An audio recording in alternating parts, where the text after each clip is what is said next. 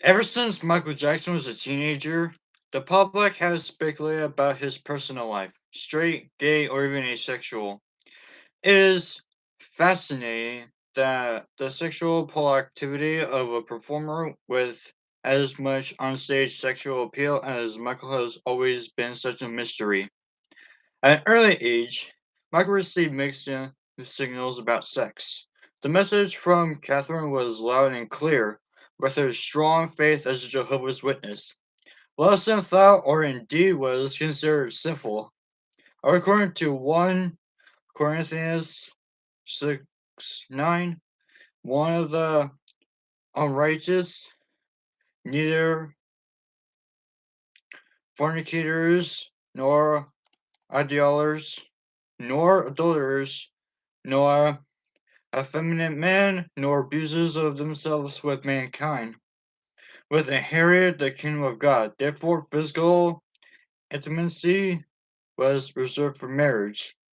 However, from Joseph, who shunned the religion from Catherine had embraced, the boys received the message that came more from his actions than from his words. In the group's early days, Joseph booked the boys into dives and strip joints. Ordinarily strict, he apparently gave his sons free rein at those times, allowing 9-year-old Michael to stand in the lanes and watch as the male audience lured and whistled at voluptuous women who stripped until naked on stage. Once Michael watched in fascination as a well-idoled stripper took off everything but her underwear, then at just the right moment, she put out two large oranges from her bra and took off away to reveal that she was actually a he. When the boys played the Peppermint Lounge in Chicago, there was a peephole in their dressing room through which they had a clear view into the ladies' bathroom. They would each take turns peering into it. We learned everything there was to know about ladies, Marlon recalled. Some years later, the group was performing in London when Michael, 13, Marlon, 14, discovered a peephole that looked directly into an adjoining dressing room occupied by theater star Carol Chan. Look, she's naked, Marlon said excitedly she peered through as he peered through the hole. I can't look, Michael protested, but she's naked, Marlene enthused. Carol Chen is naked. Michael took a quick look. Ugh, he groaned. She is naked. It's safe to say that these kinds of experience would impact on Michael for the rest of his life. At 9, Michael was not psychologically equipped to fully understand any sexual stimulation he may receive from what he had witnessed, such as the stripteases. He must have been conflicted. He had an overly rigid view of the world from his mother and an overly promiscuous view of the world from his father. One of Jackson 5's early performance numbers was their rendition of soul singer Joe Texas Ranch's Skinny Legs and All. As part of the act, Joseph encouraged young Michael to go into the audience, crawl under tables, lift up women's skirts, and peek at their. Yep. No matter how embarrassed Michael was by this gimmick, he embellished each performance by rolling his eyes and smiling wickedly. He knew that the audience members loved the bit enough to throw money onto the stage afterward. The boys would then scramble for the loose change. After a show like this one, the boys would go home to their religious mother, who would then tuck them into bed and remind them of the virtues of being a good Jehovah's Witness. She truly never knew anything about the nightclub act until many years later. Of course, when the Jackson boys were on the road, Catherine and Mai remained at home with the younger children. Her absence gave Joseph carte blanche to date other women, mostly groupies. The boys are well aware that he was exploiting their talent for the purpose of having sex. Marlon has recalled his father coming into his son's hotel rooms with shapely beauties in both of his arms. Good night, fellows, he would say. The boys in their bed pajamas would watch silently as their father and his late friends closed the door behind them. They would then hear laughter and other sounds from Joseph's room next door. It was if he wanted them to know what he was doing behind Catherine's back. What was he thinking? Who knew? He'd become an enigma, just as much a mystery then in his 30s as his son Michael would be at the same age. However, a few things about Joseph seemed clear. He was an insecure man about crippled judgment.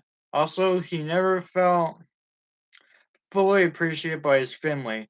No matter how successful and popular Joseph would make his sons or how much he gave to his wife and daughters, he always felt a lack of gratitude and respect from them.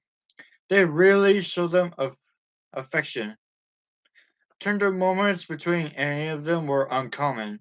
Perhaps it was because he had stopped being a demonstrative person once his focus on life completely shifted to the success of his sons, and he had never been that effusive.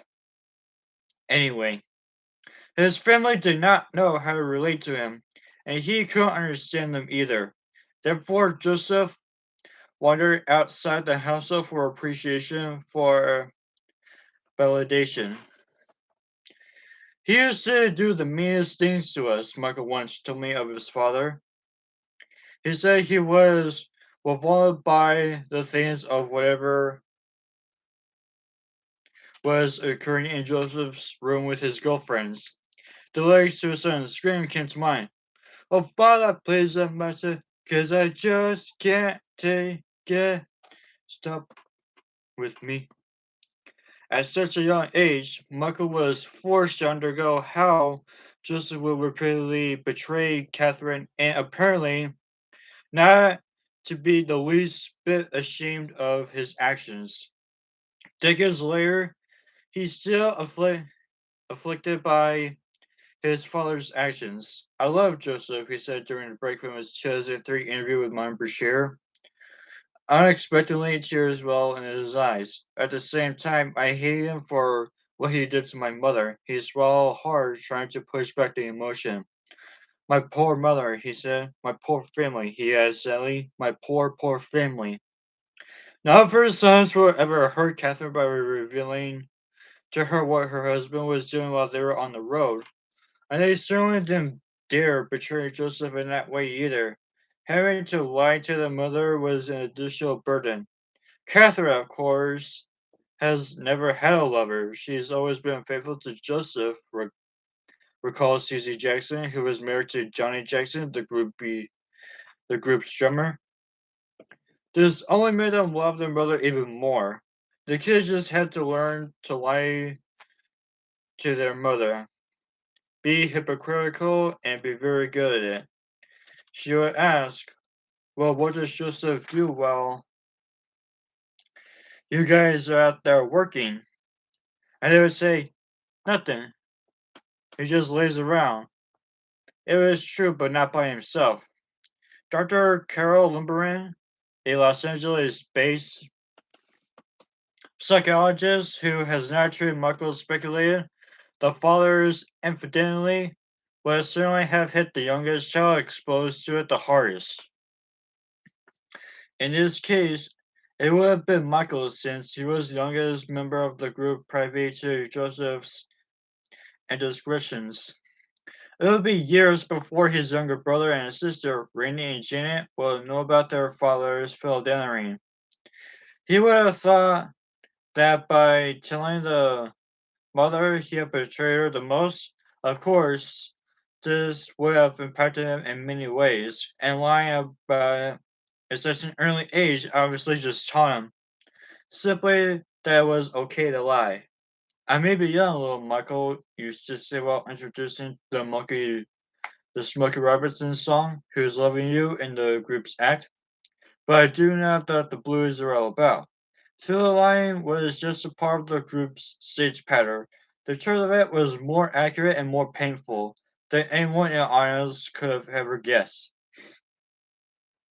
The Jackson family was ecstatic over the boys' tremendous success at the Apollo Theater, and with good reason. This success marked a defining moment for them in terms of their future. I'm so damn happy I could fly to Gary without an airplane, Joseph said afterward, his grin wide. Elia that their performance and proud of their determination to be the best. Joseph was determined to continue doing whatever was necessary to ensure his family's fortune and a tough competitive business. So that end, he decided to work only part-time at Inland Steel so that he could devote more time to his son's careers. In 1968, Joseph would earn only $51 rather than his usual 8 to 10,000. He would give up relative financial security in order to gamble on his family's future. However, the gamble quickly paid off. The boys start making $600 per engagement. With the influx of money, Catherine and Joseph were able to redecorate their home and buy their first color television. Now flushed with success, the Jacksons continued to work on their performance in daily rehearsals that would often become emotional. Once, when Joseph tried to convince Michael to execute a dance step a certain way, Michael refused, according to Johnny Jackson. Joseph smacked Michael across the face. Michael fell backward. "Now you do the way I told you to, you hear me?" Joseph hollered at the 9-year-old. Michael began to cry, his red cheek red and sore. "I ain't doing that way," he said. Joseph glared at him and took one step forward, his hand raised to strike again. Michael was screaming off the floor. "Don't hit me," he warned his father, "because if you ever hit me again, it'll be the last time I ever sing, and I mean it." Father and son exchanged angry stares. However, Michael must have said the magic words because Joseph turned and walked away, muttering something about his ungrateful son. Michael has recalled that as Joseph got older, he became more violent. It became a running theme in his young life. His father was a bully and he would have to live with it. If you messed up during rehearsal, you got hit, Michael would remember, sometimes with a belt, a switch. Once he ripped the wire cord off the refrigerator and whooped me with it. That's how mad he was at me. It was a vicious circle. The more his father beat him, the angrier Michael became at him. The angrier he became, the more antagonized him, and the more he got beaten by his father. The beatings were fierce, recurring, and traumatizing. I tried to fight back, Michael recalled, just swinging my fists. That's why I got more than all my brothers combined. I'd fight back and my father would kill me, just cheer me up. Once Michael was late arriving at rehearsal, he then walked in. Joseph came up from behind and shoved him into a stack of musical instruments. Michael fell into the drums and was badly bruised. "That'll teach you to be late," Joseph said.